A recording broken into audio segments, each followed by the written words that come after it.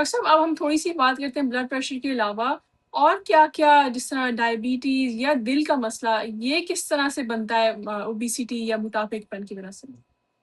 دیکھیے جو کہ جیسا آپ نے ابھی بلڈ پریشر کی بات کی، وہ دل سے ریلیٹڈ اور دل سے نکلتا ہے. اسی طریقے سے جو فیٹ ہے، جب وہ فیٹ ڈپازٹ ہونا شروع ہو جاتی ہے، جب جسم میں وہ چربی زیادہ ہونے لگتی ہے تو کہیں نہ کہیں تو جمع ہوگی.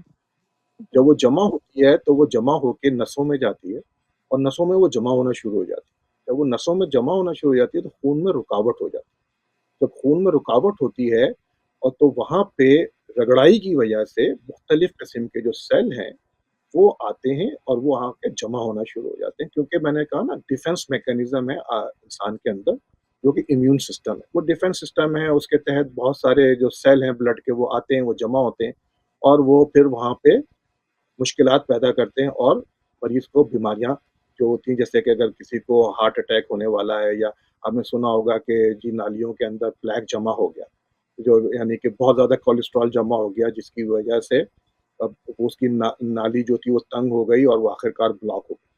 اسی طریقے سے جو آپ کا ڈائبٹیز ہے، میں نے آپ کو بتایا نا کہ اگر جسم میں بہت زیادہ شکر ہو جائے گی تو وہ شکر جی کو کنٹرول کرنے کے لیے انسولین اپنا کام کرتی ہے.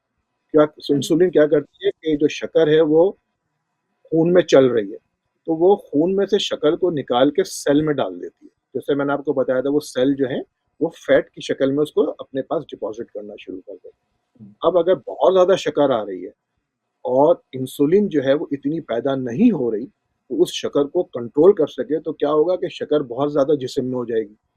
اور جب آپ اس کو چیک کریں گے تو پتہ چلے گا کہ شکر کا لیول تو بہت ہائی ہے.